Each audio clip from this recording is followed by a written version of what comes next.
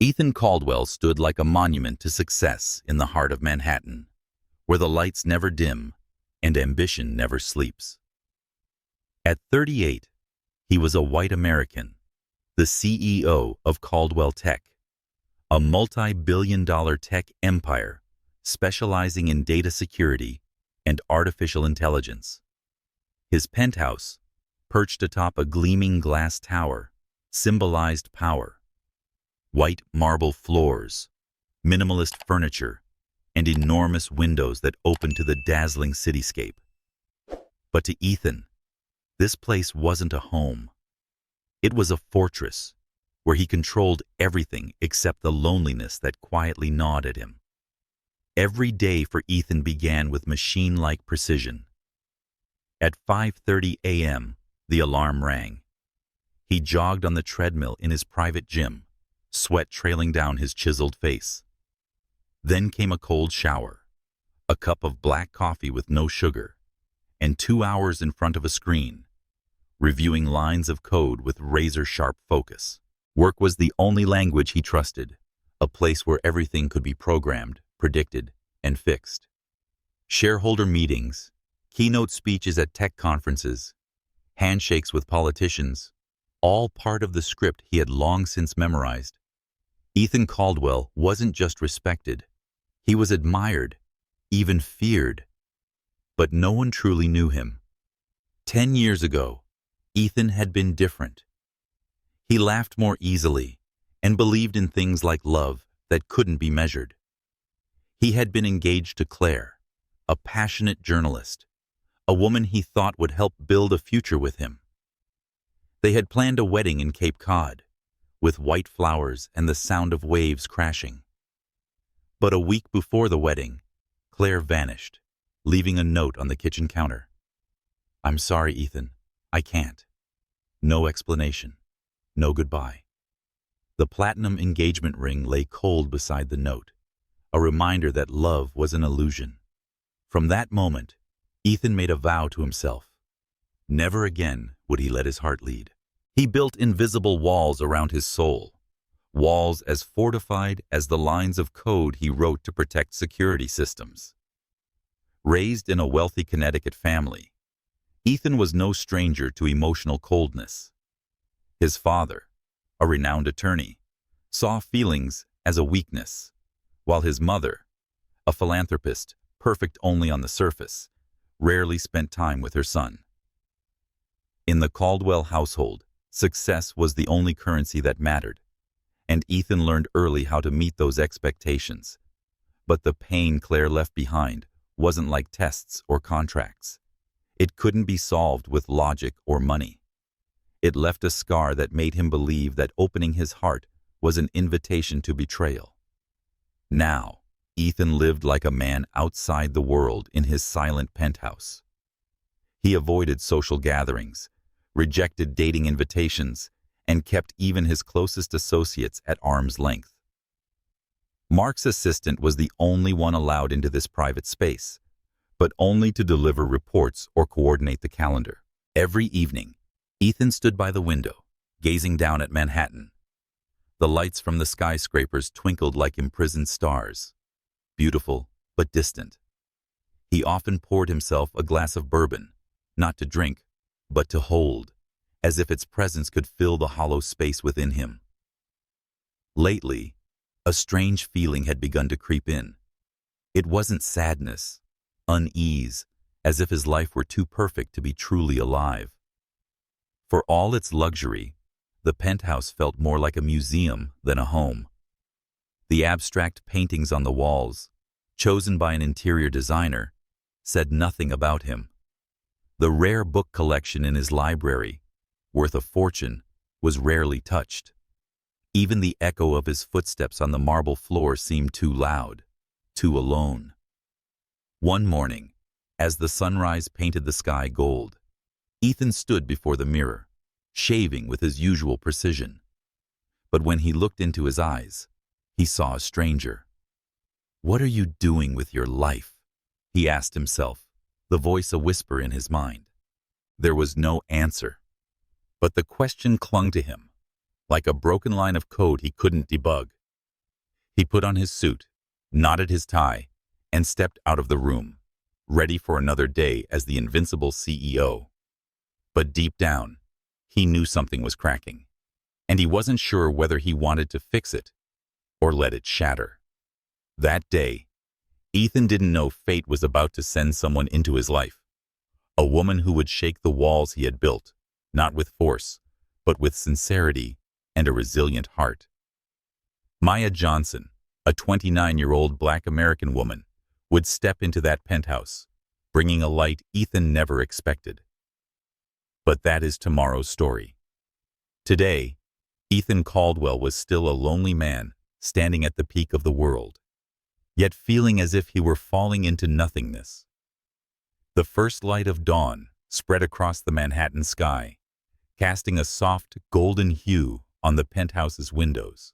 In the quiet space, only the sound of a broom gliding over the marble floor could be heard, accompanied by the steady breathing of Maya Johnson. At 29, a Black American woman, Maya embodied resilience and hope. With her curly hair neatly tied back and calloused hands from years of labor, she moved through Ethan Caldwell's penthouse with the care of someone who saw her work as a source of pride. Today was her first day on the job, a chance she seized to support her family and keep the flame of her dreams alive. Maya had grown up in Harlem, in a cramped apartment where car horns and neighbors arguing were familiar sounds. Her father left when she was 5, leaving her mother, Grace, to raise 2 daughters alone. Grace worked day and night at a laundromat, but when diabetes took a toll on her health, Maya, at just 16, became the family's backbone. She worked various jobs, from waitressing to office cleaning, to pay for her mother's medication and her younger brother Jamal's tuition at a community college where he studied engineering. But in Maya's heart, a space was always reserved for painting. Her watercolor pieces, created on cheap paper, were where she poured her dreams of a larger world. A world where she could not only exist, but shine. The job at Ethan Caldwell's penthouse was a step forward. The pay was better, the environment cleaner, and the opportunity to work in a space she had only seen in magazines. But Maya didn't let the luxury intimidate her. She wore her navy blue uniform and carried an old fabric bag containing a few pencils and a sketchbook. While dusting the bookshelf in the library, she quietly hummed an old gospel song Grace used to sing, Amazing Grace. Her voice was soft but warm, as if singing to herself. The vast penthouse made Maya feel like she was lost in a maze. Every detail, from the cold abstract paintings on the wall to the perfectly arranged leather sofa, exuded perfection but lacked warmth. She paused before a bookshelf where leather-bound books stood in precise rows like soldiers. One book, The Great Gatsby, caught her eye. Maya smiled, remembering the nights she and Jamal would sneak read books in the public library. She gently reached for the cover, but her hand accidentally nudged it off the shelf, sending it to the floor with a soft thud. She quickly bent down to pick it up, heart racing. That's when she sensed a presence. Looking up, Maya saw a man standing at the doorway, his gaze as sharp as steel. In a perfectly tailored gray suit, Ethan Caldwell looked like he had stepped out of a magazine. He was tall, with dark brown hair and piercing green eyes full of scrutiny. "Who are you?" he asked, his voice deep and emotionless, as if she were a system error that needed fixing. Maya straightened up, unfazed. "Maya Johnson, sir. I'm the new cleaning staff, starting today." Her calm voice held a quiet determination that caught Ethan off guard. She looked him straight in the eyes, not to challenge, but to affirm her presence. Ethan studied her, from the simple uniform to the worn sneakers, then returned to her warm brown eyes. Something about her made him pause, not her appearance, but her quiet confidence, as if she knew her worth without needing anyone's validation. "I wasn't notified," Ethan said, his tone still cold but less cutting. "I don't like surprises." Maya nodded slightly. "I understand, Mr. Caldwell. I'll be careful and won't disturb you." She bent down to pick up the book and returned it to the shelf with the care of someone handling a treasure. Ethan frowned as if trying to decipher her. "You know my name," he said, almost a question. "You're the homeowner," Maya replied, a faint smile flickering. "I should know." Ethan didn't respond right away. He nodded, turned, and walked away, his footsteps light on the floor. But when he reached the corner of the hallway, he glanced back, just for a second, long enough to see Maya continuing to dust, as if the brief encounter hadn't rattled her. There was something in that moment, a flicker, a subtle disruption in the perfectly programmed world of Ethan Caldwell. Maya, meanwhile, continued her work, though her mind wasn't entirely present. She thought about her mother, the pile of hospital bills, and Jamal, who had called last night to share news of his engineering project. She thought about her paintings, stacked in the corner of her bedroom, waiting for a day they might be displayed. This job, even if it was just cleaning, was a step closer to her dream. But as she looked out the window at the glittering skyscrapers, she wondered if there was a place in this city for someone like her, an undiscovered artist, a Harlem girl with calloused hands.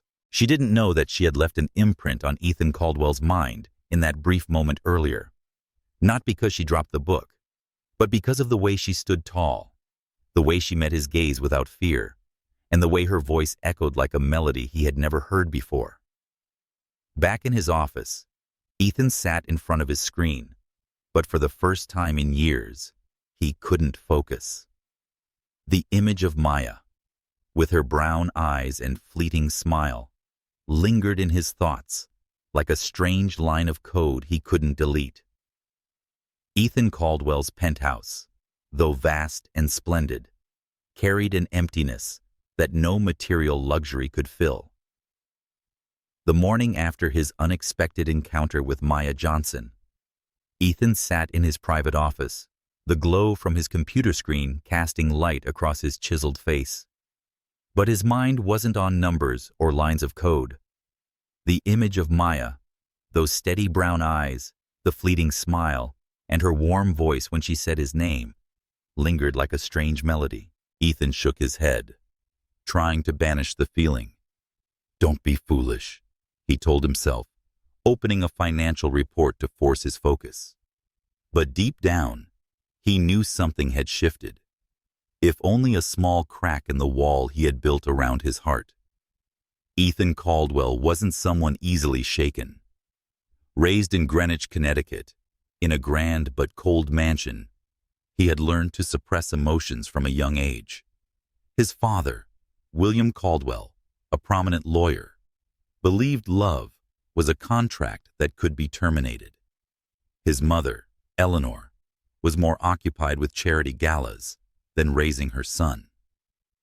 "Success doesn't wait for feelings, Ethan," his father once told him when he cried over getting a B at school. That lesson stuck, turning Ethan into a man who prioritized logic above all else. But 10 years ago, Claire, his fiancée, had cracked that logic. She was a journalist with golden hair and a smile that made Ethan believe he could live differently. They had dreamed of a house by the sea, of mornings spent sipping coffee and reading the paper together. But when Claire left, leaving only a note that said, "I'm sorry," and the engagement ring, Ethan didn't just lose her. He lost his belief in love. He vowed never to let anyone get that close again, retreating into work, where everything could be controlled. Meanwhile, miles away from the penthouse, Maya Johnson stepped into her small Harlem apartment, the smell of her mother Grace's cornbread filling the air. She hung her fabric bag on a hook and sat beside her mother in a worn armchair. "How was the new job, baby?" Grace asked, her hands trembling from diabetes. "Good, Mama." Maya smiled, though her eyes drifted. She was thinking about Ethan Caldwell, the way he looked at her. It wasn't with the contempt she'd grown used to from wealthy people, but with something else. Curiosity, maybe. Like he was trying to understand her. Maya was no stranger to scrutiny. Growing up in Harlem, she faced judgment based on her skin color and circumstances. But Ethan's gaze had been different. It made her feel seen, even if only for a moment. Maya's past was a series of trials that had forged her into a resilient woman. When her father left, abandoning her mother with 2 children and a pile of debt, Maya, only 5 at the time, learned not to cry in front of her mother. She remembered nights when Grace sewed dresses late into the night, eyes red but still singing gospel songs to soothe her children. Maya grew up carrying responsibility, taking care of her younger brother Jamal, tidying the small home, and masking her sadness with a smile. But painting was where she found freedom. In high school, she had won a local art award for a watercolor of Harlem at sunset, but the dream of becoming an artist was set aside when her mother fell ill.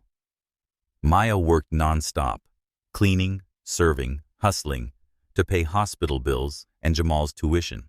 Every night, she painted in the corner of her bedroom, each brushstroke telling a story of hope and loss. That day, in the penthouse, Maya worked with her usual care. She wiped down picture frames, fluffed pillows on the sofa, and paused before the massive window where Manhattan stretched like a living canvas. She thought about the painting she was working on, a woman standing in the middle of the city, arms raised as if to embrace the light. But her thoughts were interrupted when Ethan walked into the living room, holding a cup of coffee. "You're still here," he said, his tone unclear, somewhere between surprise and annoyance. Maya turned around, unfazed. "I wanted to make sure everything was perfect, Mr. Caldwell," she replied, her voice gentle but steady. Ethan frowned, looking at her. There was something about Maya he couldn't ignore. Not her looks, though she had a natural beauty with deep brown eyes and a warm smile. It was how she carried herself, as if she belonged here, even though she didn't belong to his world. He said you don't have to overdo it, but the sharpness was missing from his voice. Maya gave a small smile. "I'm not overdoing it. I'm doing it right." She gestured toward the bookshelf, where she had rearranged a few volumes. "I saw you have The Great Gatsby. Do you like that story?" The question caught Ethan off guard. No one asked him about his preferences. No one dared. It's a good book," he answered, surprised by his awkwardness. Maya nodded. "I like how it discusses dreams and the price of chasing them." She spoke, then resumed her work as if the comment had been just a passing thought. But to Ethan, it was like a small arrow piercing through a locked space. When Maya left at the end of the day, Ethan stood in the library, staring at The Great Gatsby on the shelf. He reached for it, almost as if trying to find a trace of her. She was unlike anyone he had ever met. Not timid, not flattering, just wholly herself. Meanwhile, Maya thought about Ethan on the train ride back to Harlem. She wasn't naive. She knew the gulf between them, of wealth, race, and worlds. But something about him, a sadness behind those green eyes, made her wonder if he had once been someone else before becoming the man she met today. With its towering windows that opened to the Manhattan sky, Ethan Caldwell's penthouse had begun to take on a different breath. 1 week since Maya Johnson stepped into this space, her presence had quietly transformed it. Not through grand changes, but subtle details. A jar of wildflowers on Ethan's desk, books rearranged by theme on the shelves, or her soft humming as she mopped the floor. Maya worked with understated care, as if painting an invisible canvas. And Ethan, though he tried not to admit it, began to notice its beauty. Ethan kept his rigid routine each morning: jogging, cold showers, and black coffee. But now, he unconsciously tuned into the light footsteps of Maya in the hallway, or the faint scent of lemon soap from her cleaning cloth. He told himself it was just curiosity, a natural response to someone new in his space. But deep down, he knew it was something else, a feeling he had locked away since Claire left 10 years ago. Ethan tried to ignore it, burying himself in meetings and reports, but Maya's image crept in like a line of code he hadn't invited.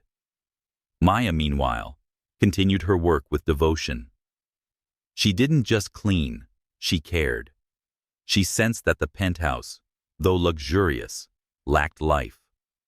The abstract paintings on the wall told no story. The pristine leather sofas bore no trace of evening conversations. She began to leave her mark, not to boast, but because she believed every space deserved to be loved. One day, she placed a sprig of wildflowers, picked from a park on her way to work, into a glass jar on Ethan's desk. When he entered the office and saw it, he paused. "You did this?" he asked, his voice tinged with surprise. Maya, dusting in the corner, turned around. "Yes, Mr. Caldwell," she said. "I thought it might make the room warmer," unapologetically, though her eyes searched his face for a reaction. Ethan gently touched the petal, surprised by its softness. "It wasn't necessary," he said, though without his usual coldness. Maya smiled. "Maybe not, but it made me happy. And I hoped it might make you happy too, just a little." Ethan didn't reply, but he didn't throw the flower away either. It remained there, a small bright spot in his otherwise monochrome world. Moments like that began to happen more often.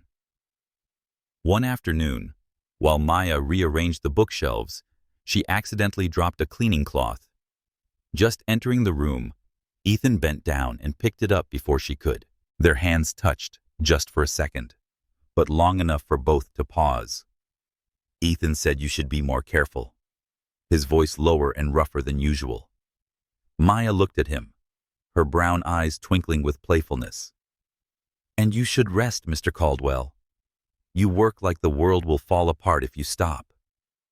Ethan frowned, but the corner of his mouth lifted, an almost smile. "He said you observe more than I expected," turning away, but his steps were slower than usual. Maya wasn't naive. She knew the distance between her and Ethan, not just in wealth, but in the worlds they came from. In Harlem, she was used to judgmental stares and whispers about the black girl from the projects. But Ethan didn't look at her like that. He looked at her like she was a riddle he wanted to solve, making her both curious and cautious. She thought of her mother, Grace, who always reminded her, "Don't let anyone make you feel small, Maya." She thought of her brother Jamal, still dreaming of a bigger future, and her paintings, still waiting to be seen. This job was one step closer to that dream, even just cleaning. But Ethan Caldwell, with his mysterious green eyes, made her wonder if something else might be waiting. While Maya was wiping the windows one evening, she hummed an old gospel song, "Wade in the Water." Her voice was soft, but it echoed gently in the quiet space. Hearing it from his office, Ethan stepped out and stood in the doorway, watching her. The sunset light poured through the window, highlighting the contours of her face. "Do you sing often?" he asked, his voice gentler than usual. Maya was startled, turning around. "Only when I think no one's listening," she replied, with a shy smile. "It's a song my mother used to sing. It helps me feel close to home." Ethan nodded, as if storing that information. "It's beautiful," he said, then added, "You make things feel different around here." Maya looked at him, her heart racing. "Different good or different bad?" she asked, half joking. Ethan paused, thinking. He said, "Different good." He turned and walked away, leaving Maya with a strange warmth in her chest. As Maya rode the subway home that night, she thought about Ethan. She wasn't sure who he was, a lonely man, a demanding boss, or more. But she knew he was noticing her, and she, though reluctant to admit it, was seeing him too. Meanwhile, Ethan stood by the penthouse window, gazing down at Manhattan. He touched the wildflower on his desk, as if it were speaking to him. He didn't pour a glass of bourbon that night for the first time in years. Instead, he opened The Great Gatsby, rereading the passage about dreams forever out of reach, and wondered if he was beginning to dream again. Ethan Caldwell's penthouse, still resplendent with light reflecting off its marble floors, now held a new kind of warmth, thanks to Maya Johnson's presence.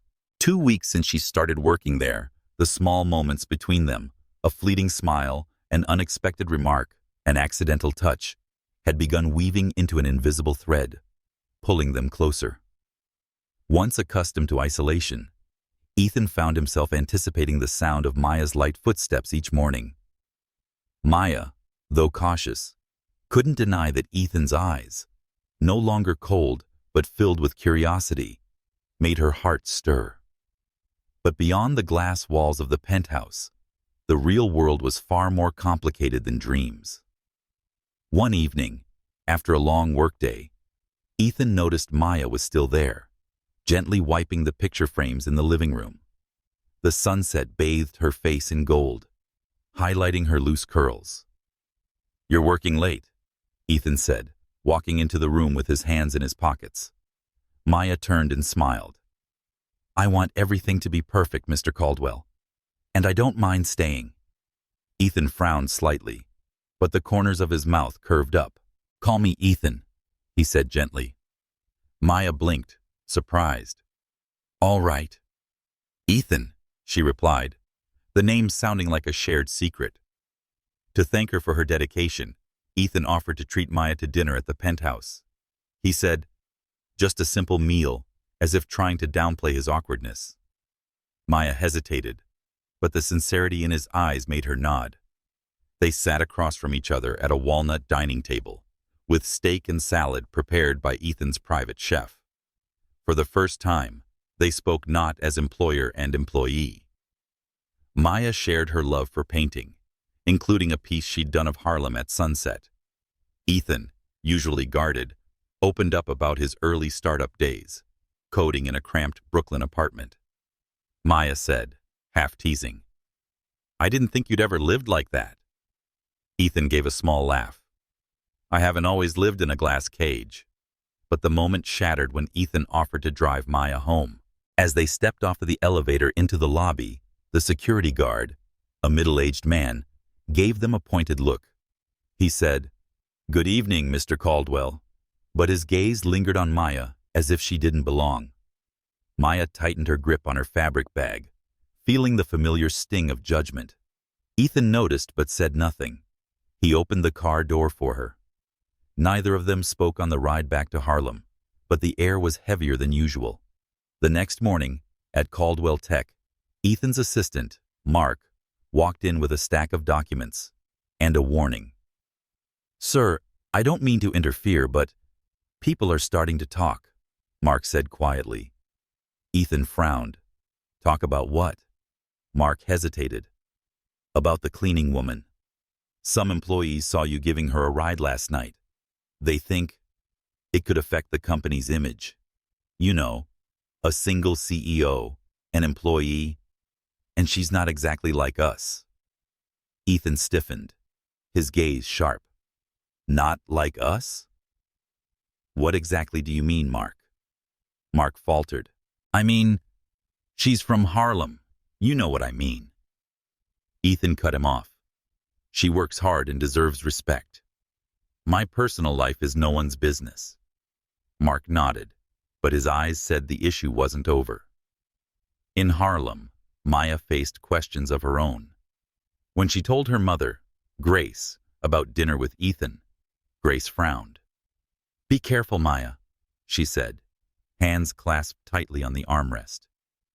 "Men like him, they don't always want what you think. You're a black girl from Harlem, and he's a white millionaire. The world isn't kind to stories like that." Maya nodded, but her heart was conflicted. She knew her mother spoke from love, but But she couldn't deny what she felt around Ethan, that he saw her, not the label society stuck on her. Her younger brother Jamal was more direct. As Maya helped him with his engineering homework that night, he looked up. "Do you think that the rich boss cares? Or is he just playing around?" Maya sighed. "He's not like that. He's lonely, in a way." Jamal shook his head. "You're an artist. You deserve more than cleaning floors and dreaming about a guy who doesn't live in your world." His words cut deep, but Maya didn't argue. She thought about Ethan's rare smile and wondered if she was dreaming too much. The next day at the penthouse, Maya felt a shift in Ethan. He was still polite, but there was a new hesitation. When she brought coffee into his office, he nodded, but didn't meet her eyes like usual. "Is something wrong, Ethan?" she asked softly. He hesitated, then replied, I don't want to make things uncomfortable. For you. Because of people." Maya understood instantly. "Do you mean because I'm the cleaning woman? Or because I'm black?" Ethan froze, not expecting her directness. "No, it's not that," he said quickly. "I just don't want you to get hurt by what people say." Maya gave a sad smile. "I'm used to what people say. The real question is, do you care about it?" Ethan didn't answer immediately. He looked at her, seeing the strength in her brown eyes, and felt another crack in his wall. "I care about you," he said, his voice rough, then turned away, as if afraid of his words. Maya stood still, heart pounding. She didn't know if she should believe him, but she wanted to. As she left the penthouse that night, she glanced back at the glass tower, wondering if there was space for her in Ethan's world, or if the two of them were stepping onto a path full of risk.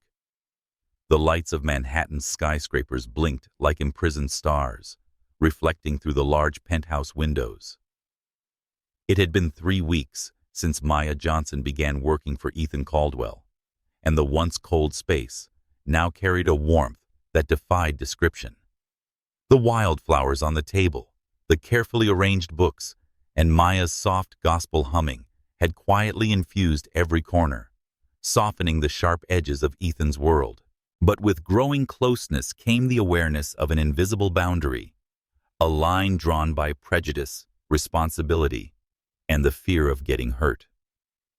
In his usual gray suit, Ethan stood in his private office, staring blankly at the computer screen. But his mind wasn't on numbers or code. He was thinking about Maya, about the blunt question she had asked the day before. "Do you care what they say?" That sentence, like a blade, had forced him to face himself. He had said he cared about her, and it was true. But it terrified him. Ethan had sworn never to love again after Claire, never to let his heart be vulnerable. But with her steady brown eyes and honest smile, Maya was breaking that resolve.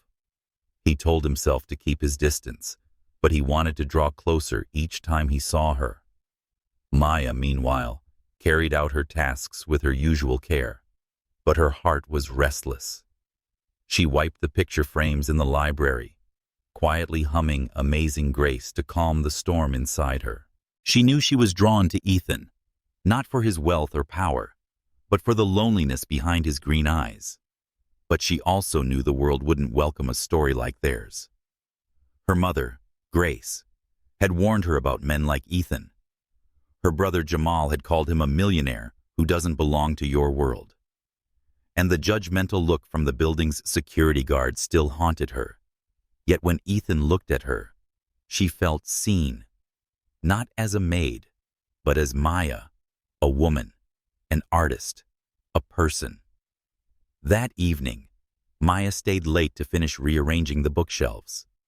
She stood on a small ladder, reaching to dust the top shelf, her cloth sweeping gently across the leather-bound spines.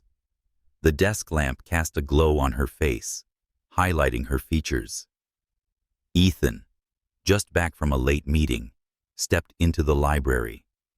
He paused at the doorway, quietly watching. There was something about Maya, the way she worked with such care and softly hummed, that he couldn't look away from. "You're still here," he said, his deep voice breaking the silence. Startled, Maya slipped slightly on the ladder. The cloth fell to the floor, and she grabbed the shelf for balance.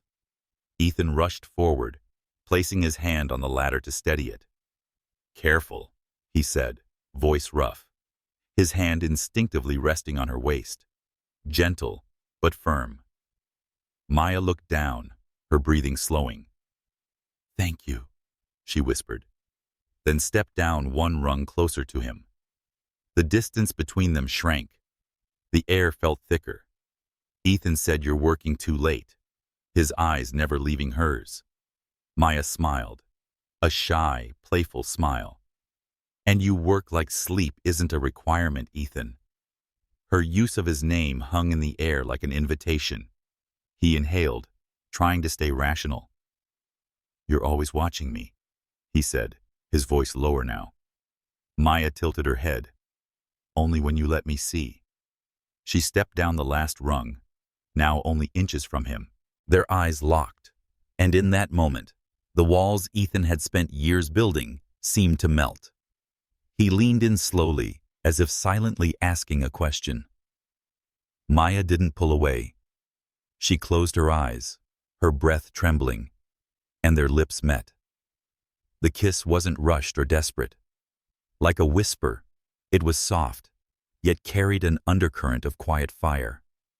Ethan's hand remained at her waist, pulling her closer, while Maya's hand touched his chest, feeling his racing heartbeat. The kiss was a question, and they both answered, not in words, but with honesty. When they parted, breath mingling, Ethan whispered, "I promised myself I wouldn't do this." Maya looked at him, her eyes alight. Then, "Make a new promise, Ethan.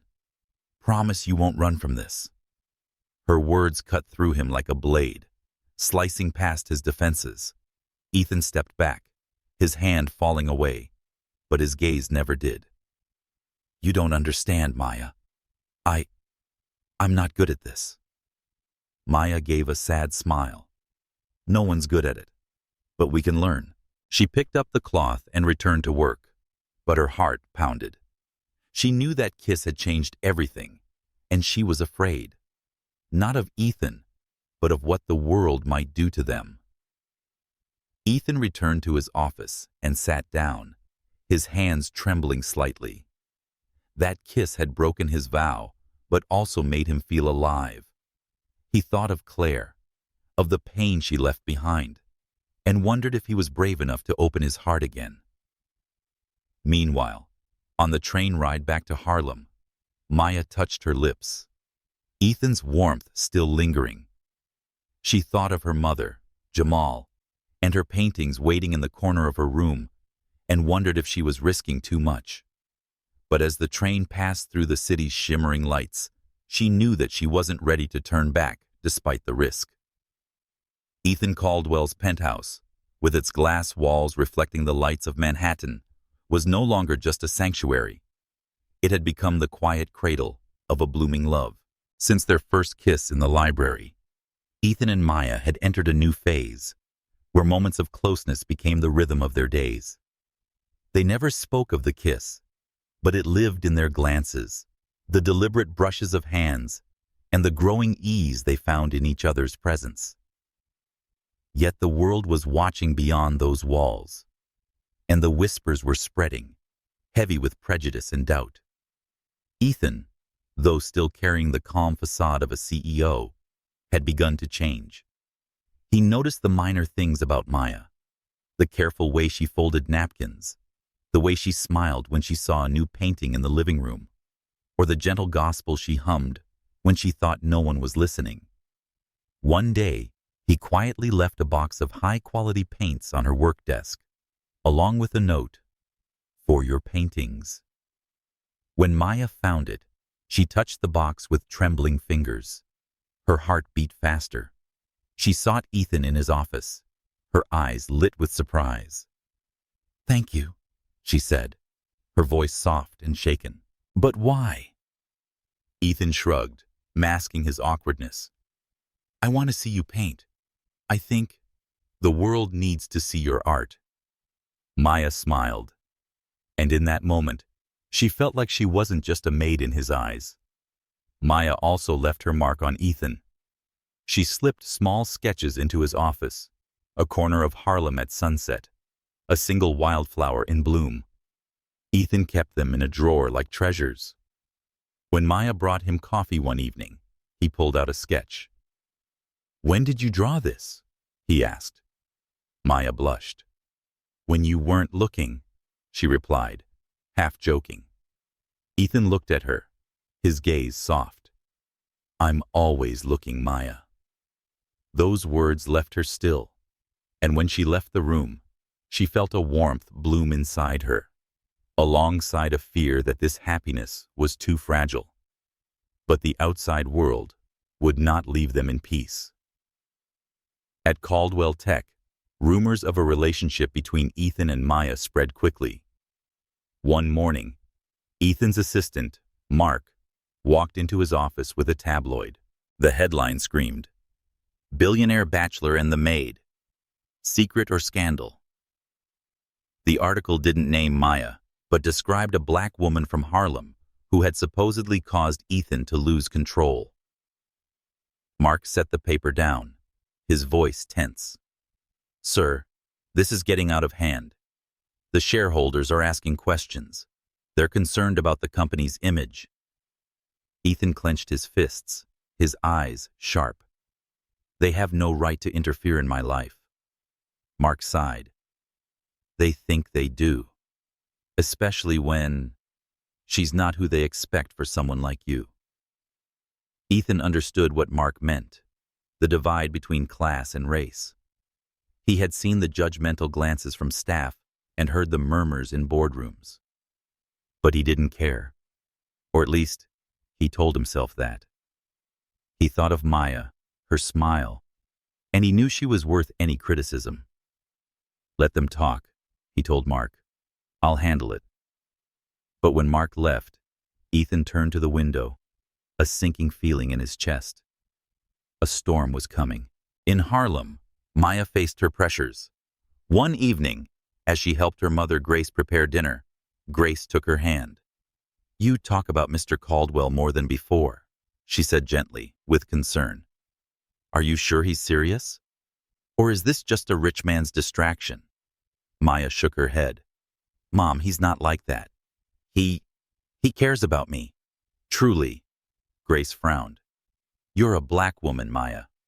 He's a white millionaire. Do you think the world will let that slide?" Maya didn't respond, but her mother's words weighed heavily. Jamal, her younger brother, was even more blunt. When Maya told him about the paint set Ethan had given her, Jamal frowned. "He's buying you, Maya. Guys like him don't marry girls like us. They play, then disappear." Maya sighed. "You don't know him, Jamal. He's lonely. And he sees me, not just as a maid, but as me."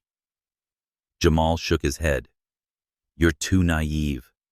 Don't let him hurt you." His words kept Maya awake that night. She knew her brother cared, but she couldn't deny what she felt when she was with Ethan, like she was discovering a part of herself she'd hidden for too long. The next day, at the penthouse, Maya sensed something different in Ethan. He was still polite, but his gaze felt distant, like he was struggling inside. "Is something wrong, Ethan?" she asked as she brought his coffee in. He hesitated, then pulled the tabloid from a drawer. "Have you seen this?"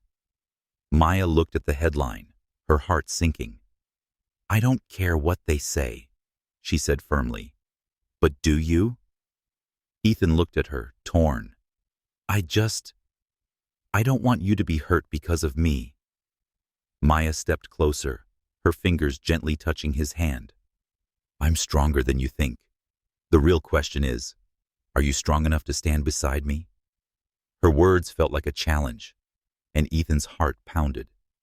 He grasped her hand and pulled her into a tight embrace. I'll try, Maya, he whispered.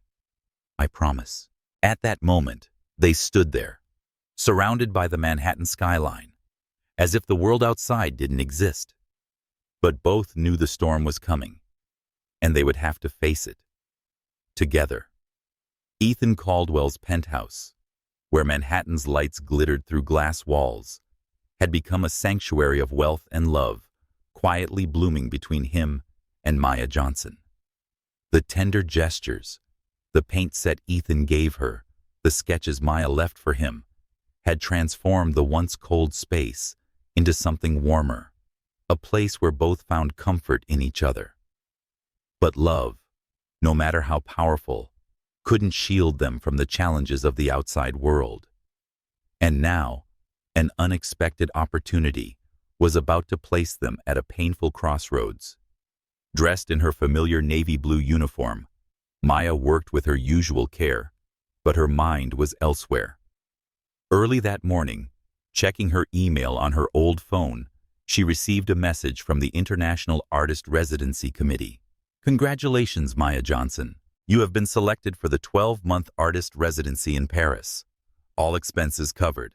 It was the dream she had held onto since she was a little girl in Harlem, sketching on cheap paper in a bedroom corner.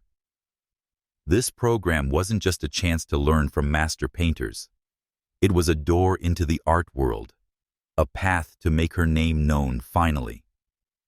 And yet, reading the email, Maya didn't feel the overwhelming joy she had imagined.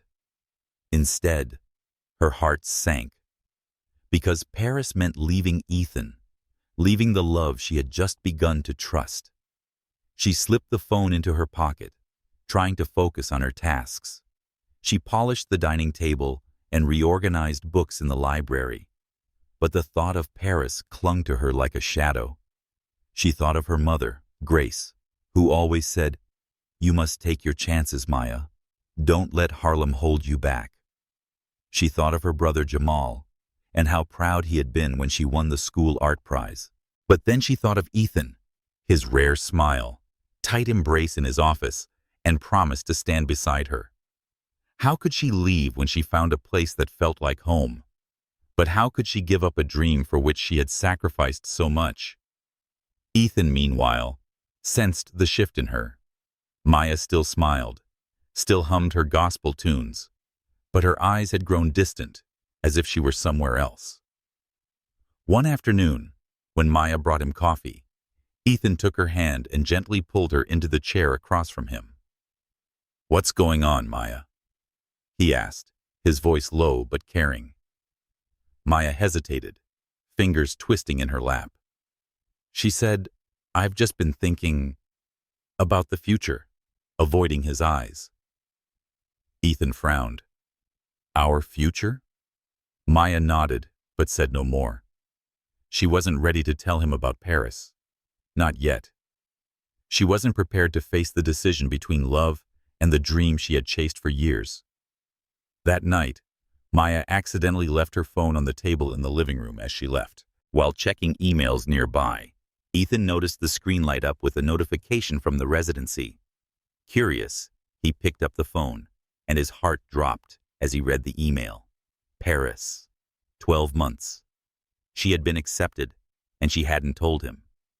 As an old wound reopened from Claire, the sting of betrayal rose in his chest. He put the phone down, trying to stay composed, but he couldn't hold back when Maya returned to the penthouse the next morning. "You're going to Paris?" he asked coldly as she entered his office. She froze, seeing her phone on his desk. "Ethan, I haven't decided yet," she said, her voice trembling. "Haven't decided?"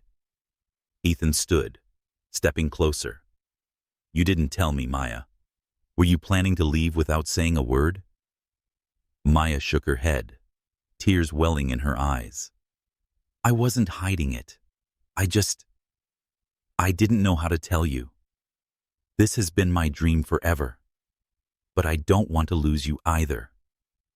Ethan's jaw tightened, pain flashing in his eyes. So your dream is to leave me? After everything we've been through? His words struck like a blade, and Maya felt her heart crack.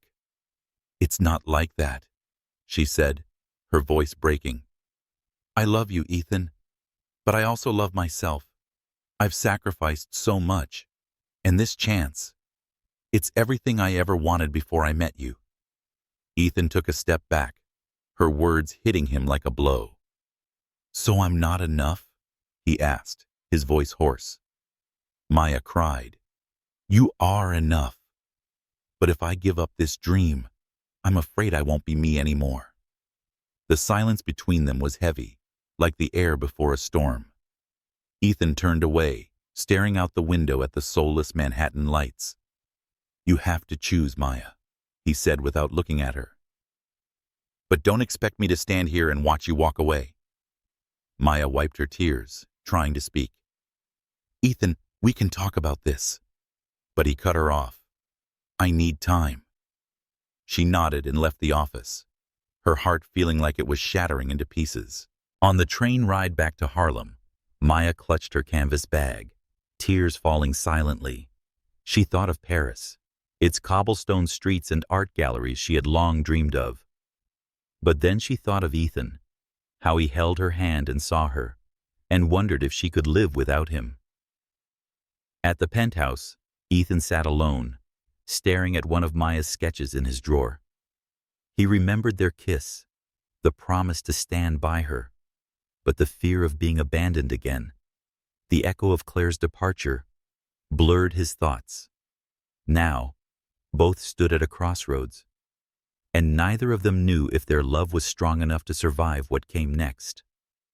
Once aglow with Manhattan lights and the warmth of Maya Johnson's presence, Ethan Caldwell's penthouse had fallen into heavy silence. After their confrontation about the Paris art residency, the space seemed drained of color.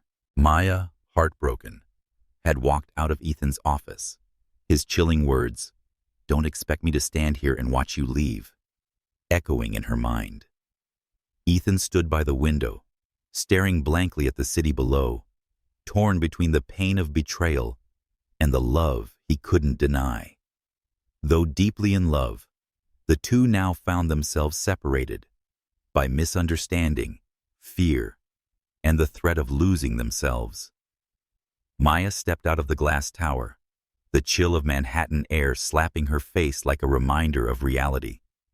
She clutched her canvas bag tightly and stepped into the elevator, feeling as though it was carrying her into a downward spiral.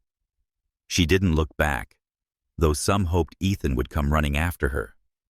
But the lobby remained empty, save for the familiar judging eyes of the security guard.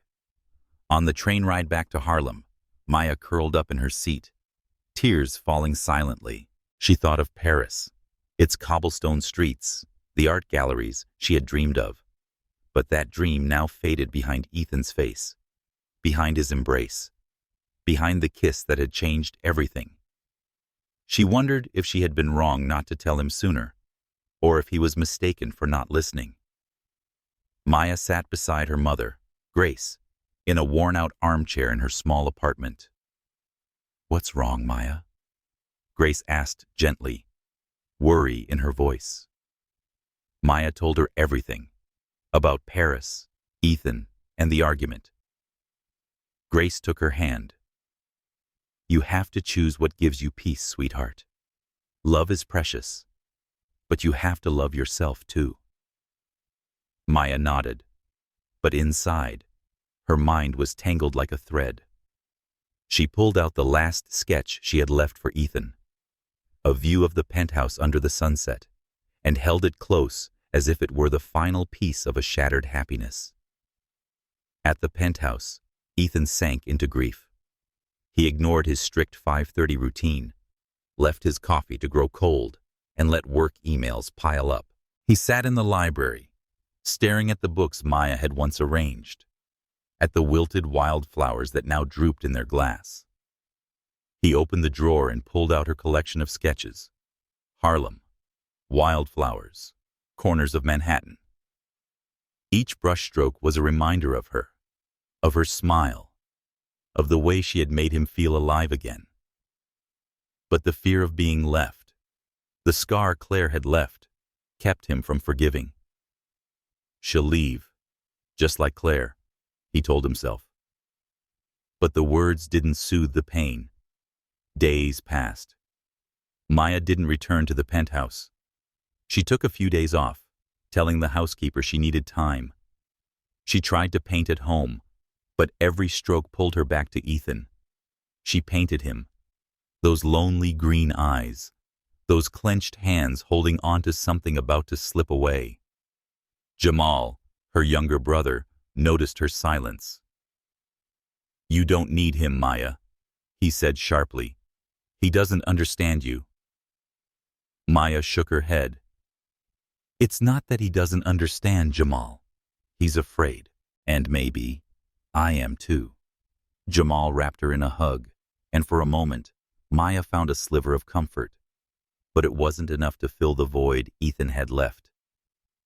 Ethan, on his side, tried to return to his old rhythm.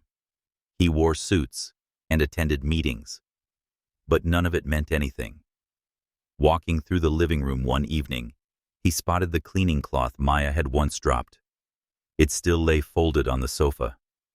He picked it up, caught a faint scent of lemon soap, and his heart clenched. He opened his laptop and searched for the Paris residency. He read about past artists and how the program had changed their lives. And for the first time, he understood why Maya had hesitated. It wasn't just a trip, the dream she had fought for her entire life. He thought of what she'd said. "I'm afraid that if I give up this dream, I won't be me anymore." And he wondered if he had been selfish in wanting her to stay. In Harlem, Maya sat before her sketch pad, rereading the email from Paris. She imagined herself in a Montmartre studio, with French sunlight streaming through tall windows. But then she thought of Ethan, the penthouse, and the moments they'd shared. She remembered her mother's words. "Love isn't about giving up your dreams, but finding a way for both to shine." But how could she have both? She picked up her phone, fingers hovering over Ethan's name. But she didn't call. The fear of being rejected, of finding he had already turned away, held her back. Ethan stood by the window in his penthouse, gazing out over Manhattan. He held one of Maya's sketches, fingers tracing the lines. He remembered their kiss, her challenge. "Are you strong enough to stand beside me?" And for the first time, he realized that it wasn't just Maya he was afraid of losing. It was himself if he let her go. But he didn't know how to fix what was broken. Now, separated by miles of silence, Maya and Ethan sat with their pain. But deep down, they knew this love wasn't over. It was only waiting for the courage to heal. Rain poured over the streets of Manhattan, the droplets glistening beneath neon lights, as if the city itself were weeping for the pain of Ethan Caldwell and Maya Johnson. It had been a week since their argument about the Paris artist residency, and both lived in emptiness. Once warm with Maya's humming, Ethan's penthouse now echoed only with the tapping of rain on glass. Maya tried to paint to forget him in her small Harlem apartment, but every brushstroke pulled her back to Ethan. Despite the distance, both realized that fear or misunderstanding couldn't extinguish their love. Ethan stood in the library, holding Maya's final sketch, a corner of the penthouse bathed in sunset light. He had spent the week thinking about her, Paris, and his words in anger. He'd read more about the residency, learned about artists whose lives had been transformed, and finally understood. Maya hadn't hidden the offer because she didn't love him. She'd hidden it because she loved him too much, afraid of losing him. The old wound from Claire, the woman who'd walked away a decade ago, had made him believe everyone would eventually leave. But Maya was different. She had challenged him. "Are you strong enough to stand beside me?" And now he knew, if he didn't act, he would lose her forever. In Harlem, Maya sat by the window, watching the rain fall. She had read the email from Paris dozens of times and imagined herself in a Montmartre studio. But the image always gave way to Ethan, his lonely green eyes, their first kiss in the library. That morning, she had done something she never expected. She replied to the email and declined the residency. "I am deeply honored," she wrote, "but I've found another dream." Her hands trembled as she hit send. She didn't give it up for Ethan, but for herself, because she wanted to be a woman who lived with her heart, not just her talent, but she didn't know if Ethan still wanted her after everything. Under the rain, Ethan made his choice. He left the penthouse without an umbrella or driver and hailed a cab to Harlem. Soaked to the bone, rain streaming down his chiseled face, he stood at Maya's doorstep and knocked, his heart pounding. Maya opened the door, stunned. "Ethan?" she whispered, eyes wide. He took a deep breath, his voice hoarse from the rain and emotion. "I don't have a speech, Maya. I was wrong. I made love feel like a cage, but it isn't." Maya looked at him, her eyes welling up, tears mixing with the rain on his face. "Why are you here?"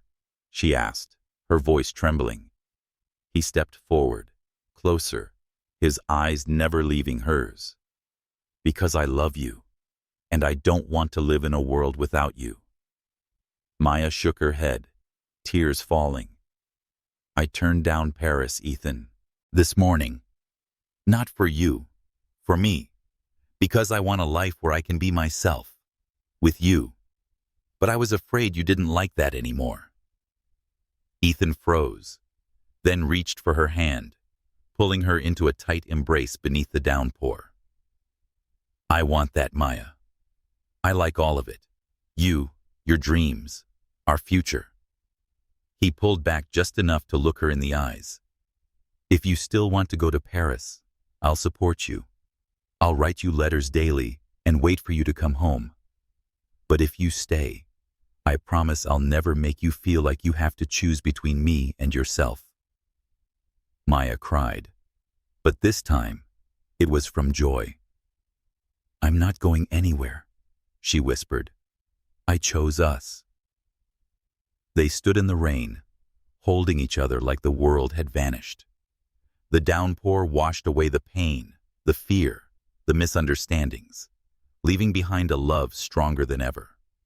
Maya led Ethan inside, where her mother, Grace, sat in her armchair. She looked at Ethan, her eyes cautious. But when she saw her daughter smile, she nodded. "Come in, young man," she said.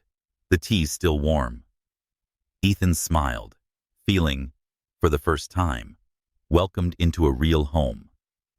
They sat together on the old sofa, sharing chamomile tea. Maya spoke of her decision to decline Paris and how she realized that her dream wasn't just about painting. It was about living a whole life. Ethan listened, his hand never leaving hers. "I don't want you to give up anything," he said. "If you change your mind, I'll be behind you." Maya shook her head, smiling.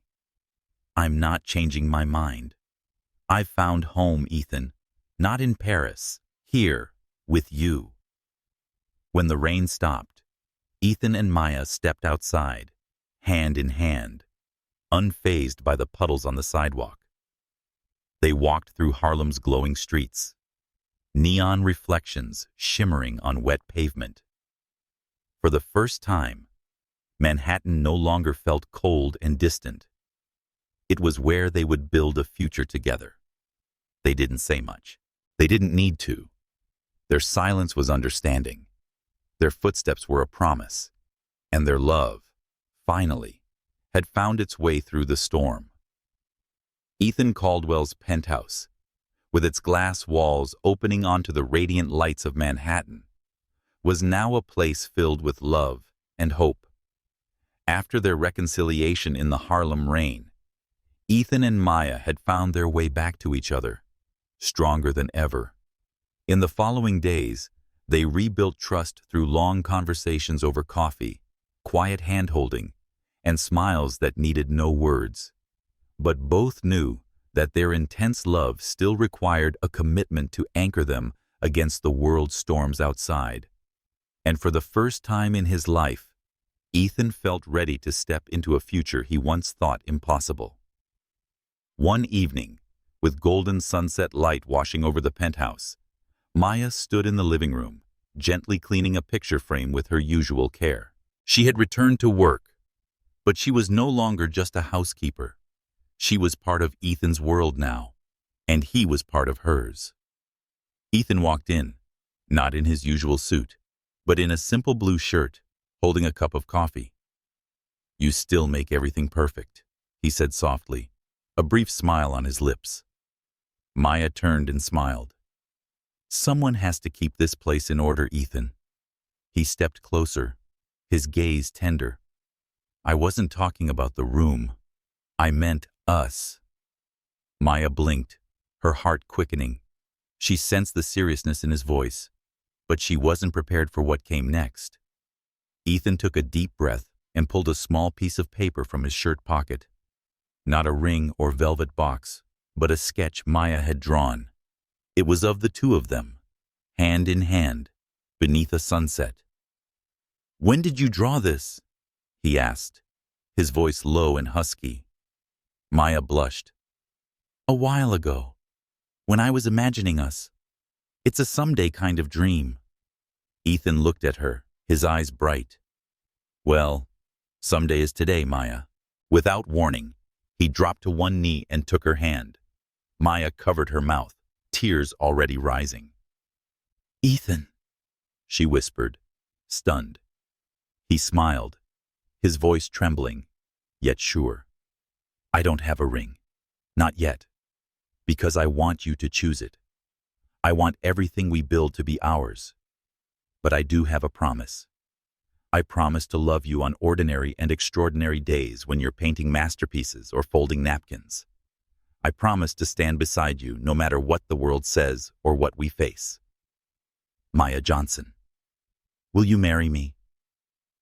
Tears streamed down Maya's cheeks, but she smiled radiantly, as bright as the sunset behind them. "Yes, Ethan. I will marry you." She pulled him to his feet, and they embraced, their laughter tangled with tears. Ethan kissed her, a deep, tender kiss, full of everything they'd overcome. When they pulled apart, Maya looked at him, eyes shimmering. She said, "I have a gift for you," her voice thick with emotion. Ethan raised an eyebrow, curious. "A gift?" Maya reached into her bag and handed him a small card, her fingers trembling. Ethan took it and read it, his eyes widening. It was a hospital appointment card, printed across it. Prenatal ultrasound, week 8. He looked up at Maya, his voice cracking. We... Maya nodded, tears falling again. "I thought it was just stress. But then I was late. The doctor said, 'Twins.'" She smiled through the tears.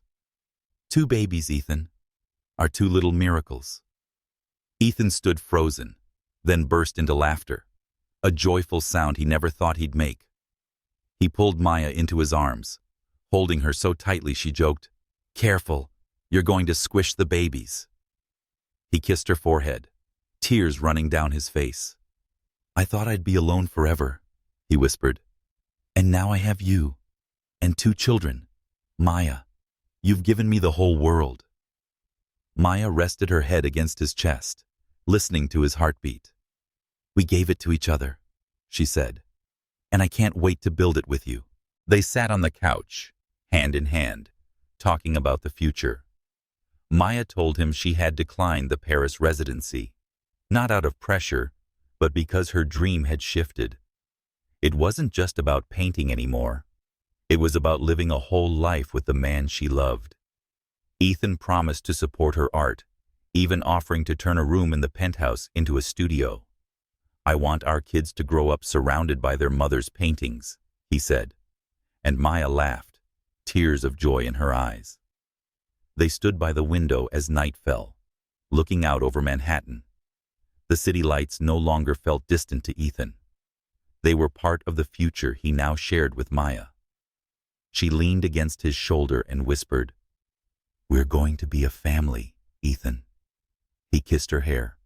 "We already are." And in that moment, all the doubts, all the challenges and judgments of the world fell away, leaving only love. Fierce, true, eternal. 2 years later, Ethan Caldwell's penthouse still towered over Manhattan, but it was no longer the cold fortress of a lonely man. Now, it was a home bursting with laughter, the patter of little feet on marble floors, and the warmth of a family. Ethan and Maya Johnson Caldwell, now husband and wife, had transformed the once sterile space into a sanctuary for love and dreams. Their twins, Ava and Liam, now 2 years old, were the center of their universe, living proof of a journey that had weathered prejudice and misunderstanding and emerged unbreakable. At dawn, sunlight streamed through the penthouse windows, illuminating the living room floor where Maya sat cross-legged, drawing with Ava and Liam. Ava, with curls like her mother's, colored a picture with bright crayons, while Liam, with eyes the same green as his father's, tried to stack wooden blocks into a towering castle. Maya smiled, wiping a smear of red from Ava's cheek. "You're a little artist, aren't you?" she whispered, kissing her daughter's forehead. Not wanting to be left out, Liam knocked over his tower with glee. "Mommy, look!" he shouted. Maya pulled both children into her arms, her heart full. Ethan entered, no longer in a suit, but in a soft gray t-shirt, holding 2 mugs of coffee. He knelt beside Maya and handed her one. "You still make everything perfect," he said, his eyes gleaming. Maya raised an eyebrow. "And you still love causing chaos, don't you?" she said, nodding toward Liam's collapsed fortress. Ethan laughed, scooping Liam into his lap and kissing his head. "I learned from the best," he said, winking at Maya. That moment, the children's laughter, Maya's gentle smile, was everything Ethan had once believed he'd never have. They faced many challenges 2 years ago after the proposal and the twins' news. Society's judgment hadn't disappeared overnight. Some Caldwell Tech shareholders still whispered about the company's image, and tabloids kept spinning their versions of the truth. But Ethan stood firm with the steady support of his assistant Mark, who had grown to understand. "I'm a CEO, yes. But first, I'm a husband and a father," he once said in a board meeting that left the room in stunned silence. Maya, meanwhile, faced stares and whispers back in Harlem. But her mother, Grace, and her brother, Jamal, were always there for her. With a proud smile, Grace once told her, "You chose right, Maya. Real love never makes you small." Maya never gave up painting. With Ethan's encouragement, she turned one of the penthouse rooms into a studio. Her artwork, depicting Harlem, motherhood, and love, was eventually exhibited in a Chelsea gallery. One piece, a painting of Ethan holding Ava and Liam beneath a golden sunset, won a local award and made her a rising name in the art world. Ethan, once a CEO fluent only in code, now learned to tell bedtime stories, sing off-key lullabies, and even tried painting alongside Maya, though the results had them both in stitches.